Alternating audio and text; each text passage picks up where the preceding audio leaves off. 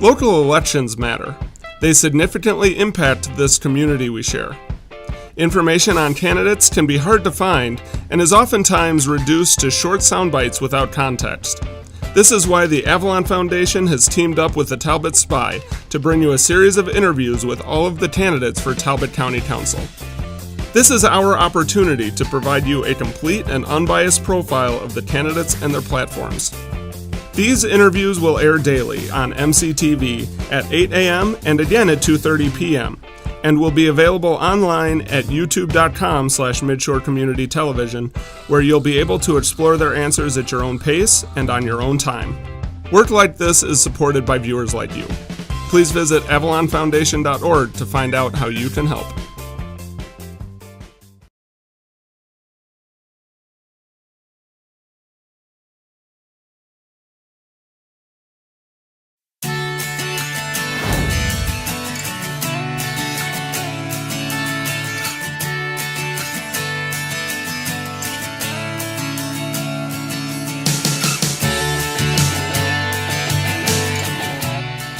Naomi, thanks for joining us.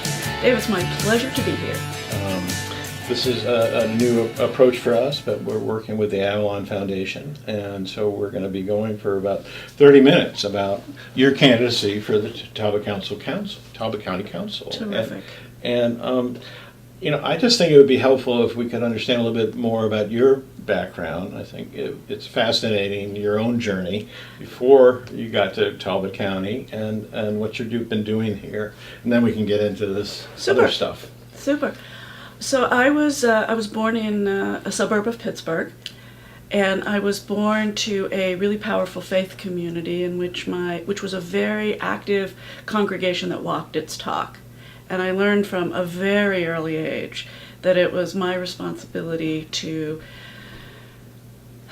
help the most vulnerable in particular, to look out for, biblically speaking, the widow and the orphan, and we now know that to mean anybody who's in a vulnerable position, as well as the stranger. I took that role very seriously. From the time I was a little kid, I would donate a portion of my allowance to charity. I ran the Trick or Treat for UNICEF program in my community in my teens. I did my first political canvassing when I was 13. For who? The truth is, I remember the going door to door more than I remember who it was. I believe it was a mayoral candidate, okay. But I have more memories of actually going door to door. And of course, who would be cruel to a 13-year-old? So it was a good experience. Yeah. And how did you wind up here? I first came to the Eastern Shore in the 80s with an old boyfriend. To Betterton Beach of all places. And I fell in love with the shore. I fell in love with Natty Bo's land of pleasant living, and knew that I always wanted to make my home here. And apparently the forces were aligned, because every time I tried to move away, something brought me back. Yeah, so even after that relationship ended, I worked for NCR for a while. This was my territory. Oh, really? Yeah. And then Easton, how did Easton come about? Easton came about because of all the places that I've lived. And I've lived in Kent, and I've lived in Queen Anne, and I've lived in Dorchester. Talbot feels like home. There is something so incredibly special about this community. The level of volunteering, the commitment to the community, the shared love of place, the small town feel of the whole county. There's nothing like it. I can't imagine living anywhere else. It's one thing to love a place. It's another thing to run for office. It most certainly is. And, I'm also interested in that journey. And, did you wake up at 3 o'clock in the morning and say, I have to run? Or was there an issue that you felt you just simply could not avoid? It was a little of both. Okay. It was sparked in many ways by the 2016 presidential election and the ugliness in the political process that brought to the fore. And I didn't want this country that I love so much to continue in that mode. And I kept looking around saying, somebody's got to do something. And then I had the moment where I looked around and said, oh wait, that person needs to be me. Yeah. And I really feel like we're fighting for the soul of our country.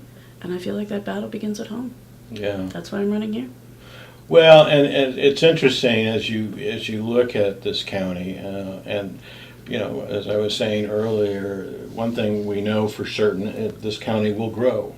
Yes, it will. It's just inevitable that we will have a very high, proportionate to our other counties, growth rate.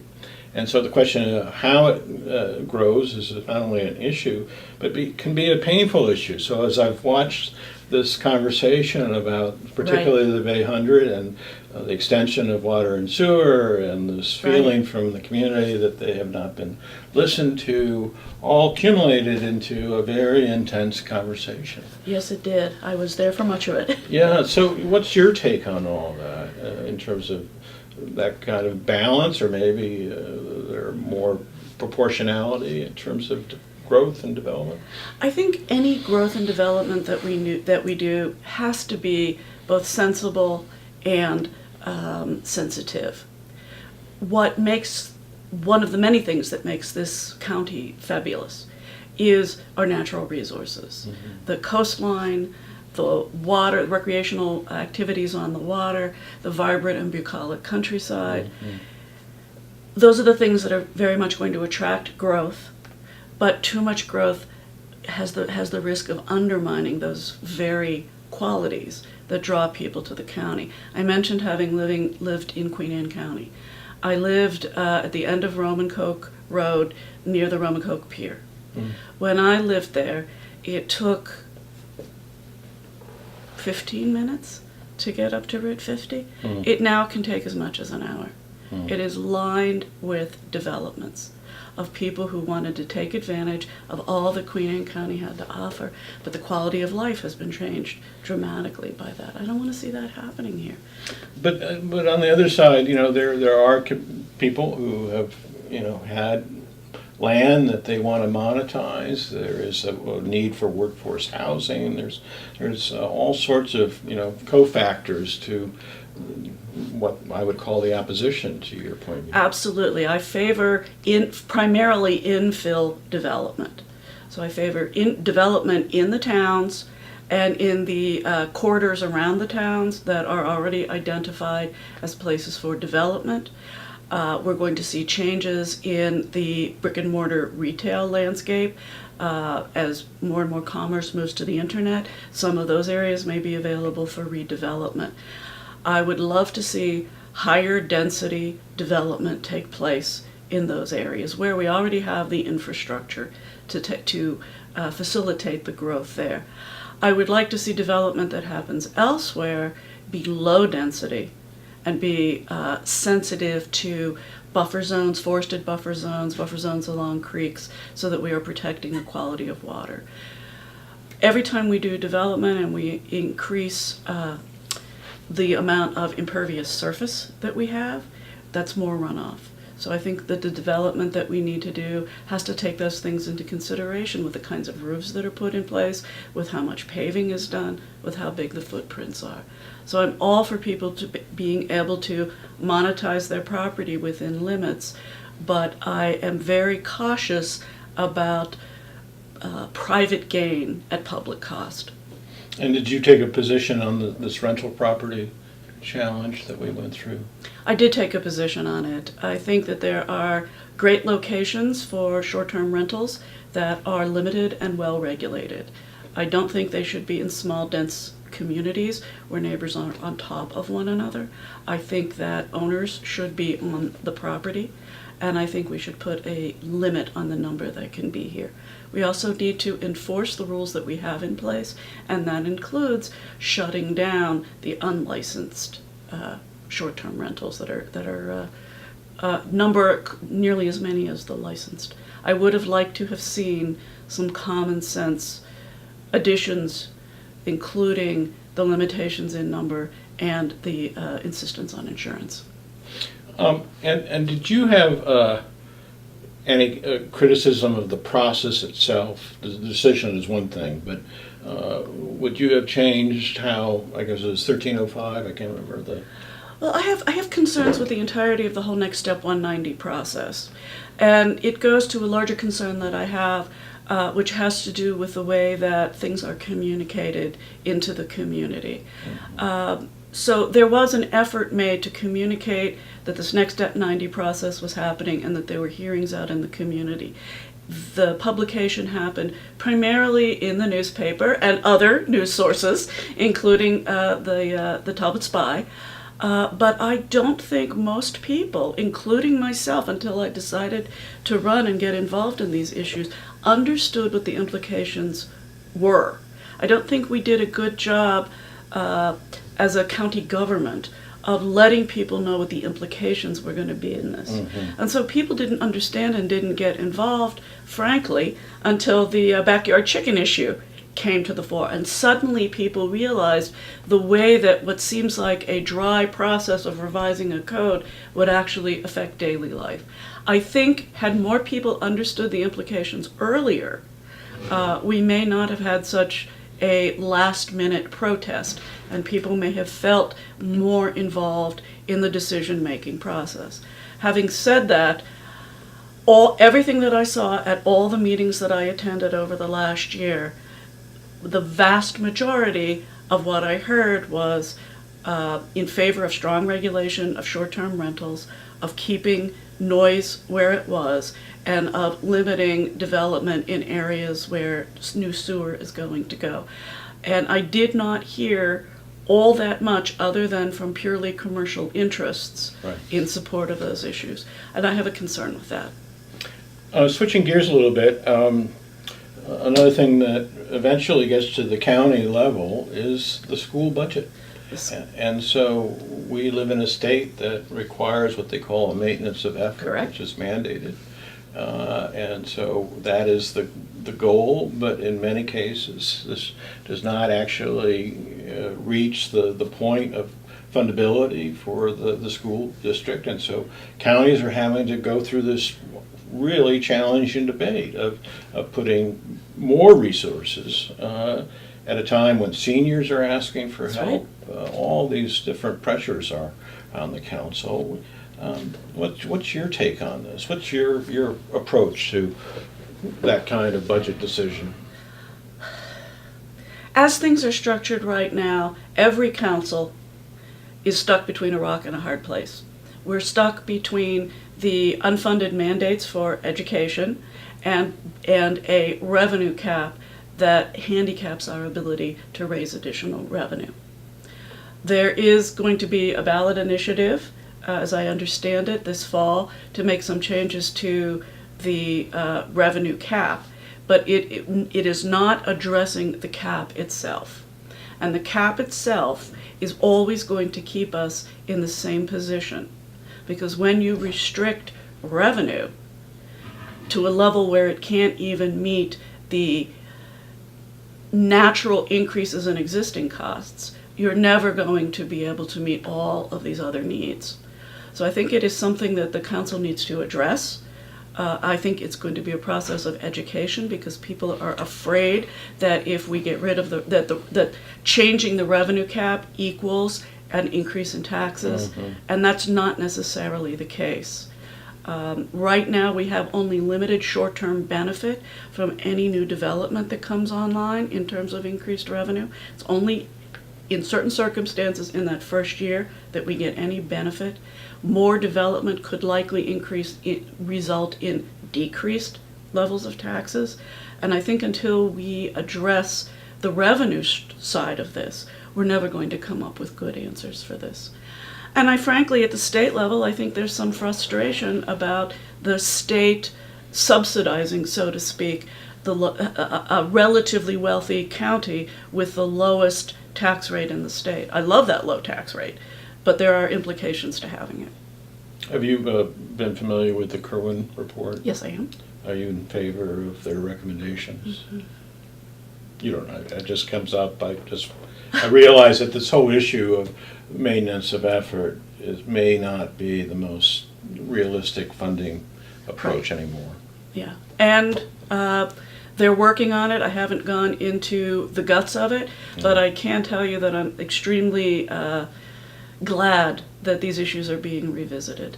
The world changes too fast. I've been in the schools Things are changing. It's not the classrooms that it was when I was growing up.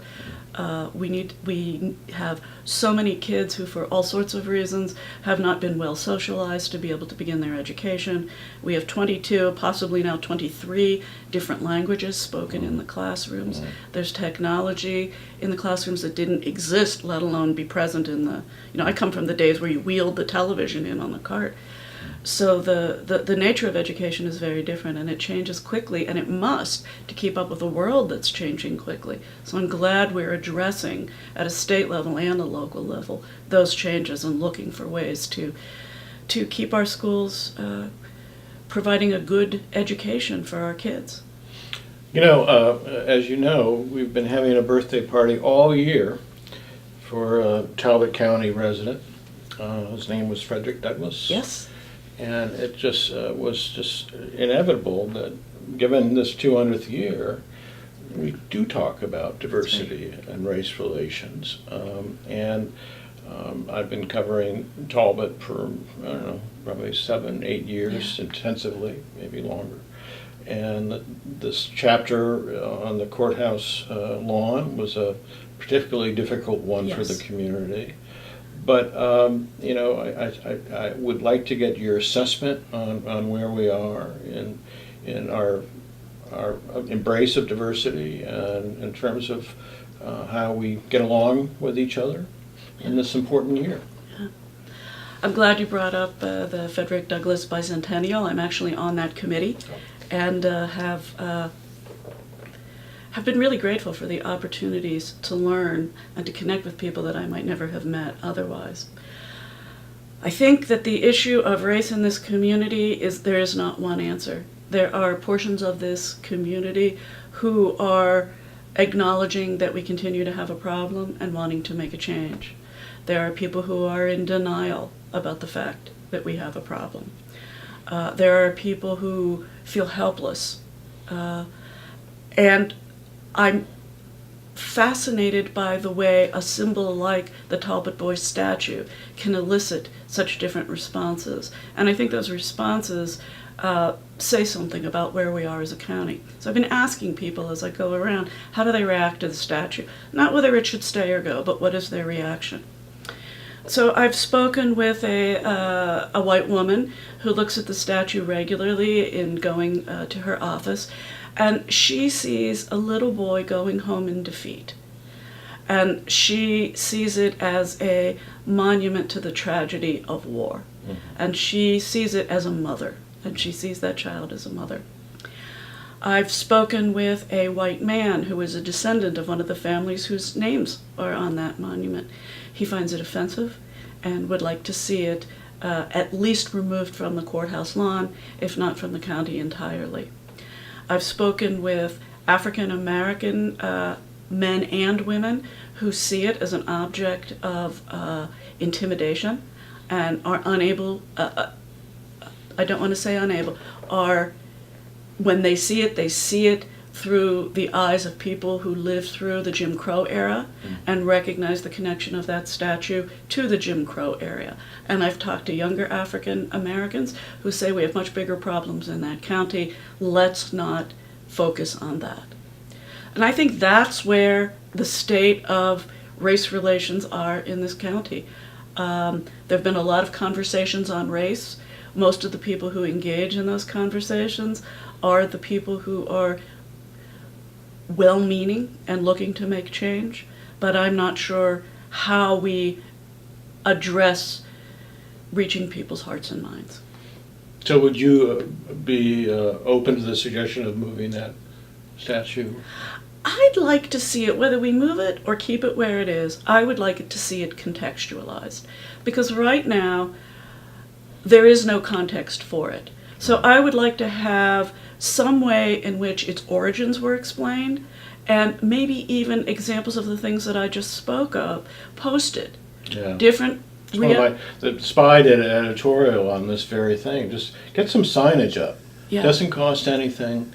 It helps everybody understand why it's there, what was the context of this. Yeah. And I just feel like I almost call it low-hanging fruit, because it's just like it's a Band-Aid perhaps, but at least it gives the sense that we know what this might represent. And it becomes an opportunity for engagement Right. and conversation, which I think is far more important if we're going to address the race situation in the county than hiding something in the short term. Yeah.